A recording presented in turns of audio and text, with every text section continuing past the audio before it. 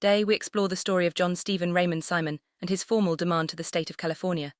This video is based on a detailed investigative report and civil claim, spanning decades of personal history, legal battles, and alleged injustices. Simon, a longtime California resident, believes he has suffered significant harm due to the actions and inactions of state officials, agencies, and broader cultural shifts. He'll walk through his claims, the historical context, and the legal arguments he presents, setting the stage for a complex narrative about rights, power, and accountability. Simon's journey began in California in 1969. Over the years, he built a life, attended local schools, and established a business. However, Simon alleges that a series of targeted actions by state actors and broader social forces led to the loss of his business, family, and personal well-being. He claims that selective enforcement of laws, collusion among officials, and systemic neglect have violated his rights as a victim of crime. This background sets the foundation for his demand for restitution and recognition of his injuries. Simon asserts his rights as a victim of crime, emphasizing that these rights have been suppressed by what he describes as subjective enforcement of laws and oaths by California officials. He alleges collusion and conspiracy among government employees, judges, and attorneys, which he believes has led to his personal and financial harm. Simon's claim is not just about individual grievances, but about a broader pattern of injustice that he believes is embedded in the state's leadership and legal system.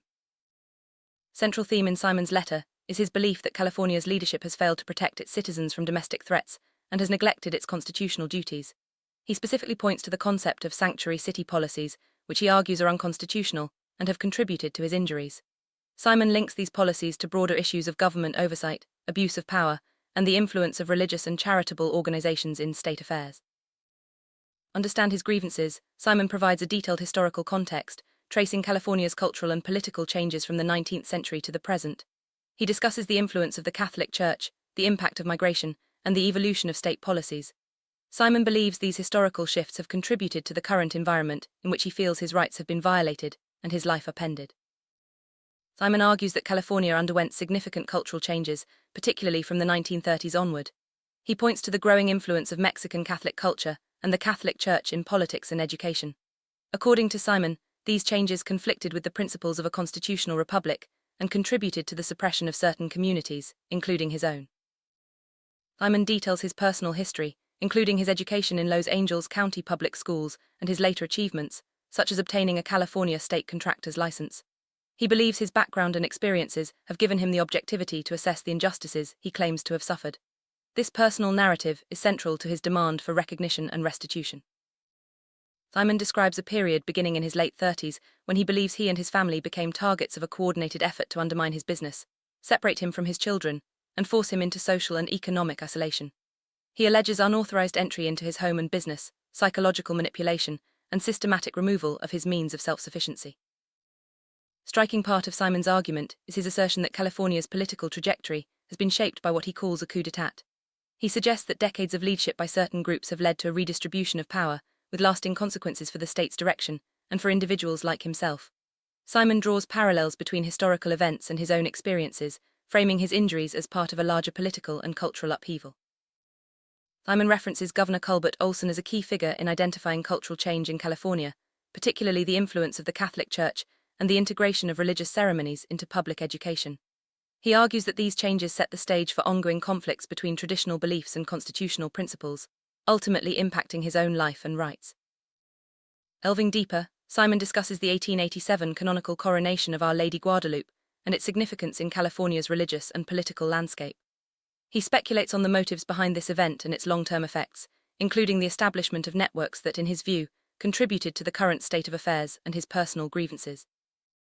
Simon traces California's economic development, highlighting the arrival of European immigrants, the growth of industries, and the influx of Latino and Asian communities. He argues that these demographic changes, while contributing to the state's prosperity, also facilitated the marginalization of certain groups and the rise of new power structures. Simon connects the impact of foreign wars to changes in California's social fabric. He suggests that the influx of migrants from war-torn regions brought new cultural dynamics and, in some cases, unresolved conflicts that played out in American cities. According to Simon, these developments destabilized traditional communities and contributed to his own sense of displacement.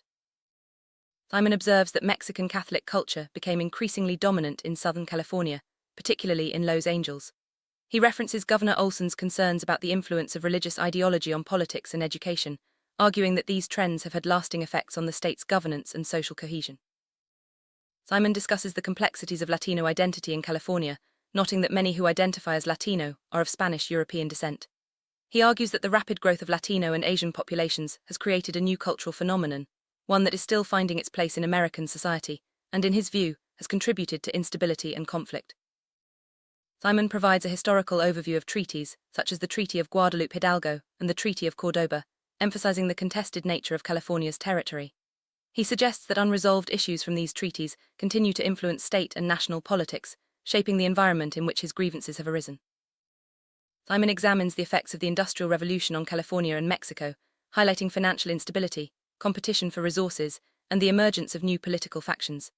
He draws parallels between historical struggles for power and the challenges he believes he faces today, framing his personal story within a broader narrative of economic and political upheaval. 20th and 21st centuries brought further waves of migration and modernization to California. Simon argues that these changes led to the recolonization of territory and the redistribution of culture, with Latino and Asian communities gaining influence in key areas. He sees these developments as part of a larger pattern that has marginalized Anglo communities and contributed to his own losses. Simon contends that the changes in California's demographics and power structures have redefined the state's constitutionality, laws, and judiciary. He alleges that acts such as mail fraud, wire fraud, and corruption have been used to maintain power, with devastating effects on individuals like himself. These claims form a central part of his demand for justice and restitution. Significant portion of Simon's argument centers on the claim that he has been the victim of a RICO, racketeer-influenced and corrupt organizations, enterprise. He alleges that a pattern of illegal activity, including obstruction of justice and fraudulent communications, has been perpetrated by state entities and their associates, crossing state lines and causing ongoing harm. Simon references the Second Great Migration, during which large numbers of African Americans moved to Los Angeles and other cities. He discusses the economic and social factors that drove this migration, as well as its impact on local communities. Simon believes that these demographic shifts played a role in the destabilization of established neighborhoods and contributed to the challenges he has faced. Simon questions the commonly cited reasons for the Second Great Migration, suggesting that employment opportunities alone do not explain the large-scale movement of people. He points to the existence of thriving industries in other states and argues that ulterior motives, including political and social agendas, were at play. Simon describes how the influx of new residents, combined with restrictive housing covenants and targeted activism, led to the disruption of both African and Anglo communities in Los Angeles. He alleges that organizations like the NAACP played a role in these changes, which he believes ultimately benefited other groups and contributed to the loss of established neighborhoods. Simon links the social upheaval of the mid-20th century to the rise of street gangs and increased violence in Southern California. He argues that the disruption of established communities created a vacuum that was filled by new alliances and conflicts, further destabilizing the region and contributing to long-term social problems. Simon discusses the broader context of military alliances, wars, and international trade, noting how these factors influence migration patterns and community dynamics in California. He highlights the internment of Japanese Americans during World War II and the subsequent changes in neighborhood demographics as examples of how global events shaped local realities. Simon contends that the civil rights movement, while aiming for equality, also contributed to the disruption of both Anglo and African communities. He alleges that the push for desegregation and the influence of certain leaders led to unintended consequences, including increased violence and the erosion of established social structures. Simon identifies a network of individuals and organizations that he believes have acted in concert to further their own interests at the expense of people like himself. He alleges that this enterprise includes political leaders, charitable organizations, and members of the entertainment industry, all working together to maintain power and control. Simon argues that the motion picture industry, particularly in Hollywood, has played a significant role in shaping public opinion and advancing certain agendas. He points to the influence of organized crime, communist ideology, and propaganda in the entertainment sector, suggesting that these forces have contributed to his own victimization and the broader social changes he describes. Simon details the specific injuries and losses he claims to have suffered, including the loss of his children, business, and property. He alleges that these harms were the result of coordinated actions by state actors and their associates, involving psychological and physical abuse, obstruction of justice, and fraudulent practices. Simon asserts that the actions taken against him have affected not only his personal life, but also interstate commerce and international relations. He claims that the alleged enterprise's activities have crossed state lines and involved foreign entities, further complicating his pursuit of justice and restitution. Simon describes ongoing abuse, including forced servitude, physical assaults, and psychological torment. He alleges that these actions have continued for decades, with the involvement of various state agencies, law enforcement, and judicial officials. Simon believes that these abuses are part of a larger pattern of ritualistic and systemic harm. Unique aspect of Simon's argument is his focus on rituals, symbolism, and numerology. He points to patterns in names, numbers, and events that he believes indicate a coordinated scheme involving ritual customs and symbolic acts. Simon sees these patterns as evidence of a deeper conspiracy affecting his life and the lives of others. Simon's letter culminates in a clear demand for restitution. He seeks $750,000 in damages from the state of California, as well as the reinstatement of his California state masonry contractor's license. Simon argues that these remedies are necessary to compensate for the injuries and losses he has suffered due to the alleged actions of state actors and their associates. Simon outlines a range of legal claims, including allegations of racketeering, conspiracy, intentional infliction of emotional distress, breach of fiduciary duty, malfeasance, false imprisonment, obstruction, mail and wire fraud, and constitutional violations. He asserts that these actions constitute both state and federal offences, entitling him to seek civil and potentially criminal remedies. Simon criticizes California's government leadership, including the governor, legislative leaders, and local officials. He alleges that their actions and policies have enabled the abuses he describes, and he calls for greater accountability and oversight to prevent further harm to individuals like himself. Simon points to specific examples of what he considers malfeasance and misuse of public resources, such as the construction of a decorative sound wall on the I-10 freeway. He argues that such projects are emblematic of broader patterns of waste, corruption, and self-serving behavior by state officials. Simon raises concerns about the entanglement of church and state in California, alleging that religious organizations have wielded undue influence over public policy and governance. He cites historical and contemporary examples to support his claim that this relationship has contributed to the violations of his rights and the broader issues he identifies. In conclusion, Simon reiterates his belief that the offences described in his letter are criminal in nature and that he is entitled to seek both civil and criminal remedies. He warns that if the state of California does not resolve his claims, he will pursue private prosecution and further legal action to obtain justice and compensation for his injuries and losses. To summarize, Simon's demand letter is a complex document that weaves together personal history, legal arguments, historical analysis, and allegations of systemic abuse.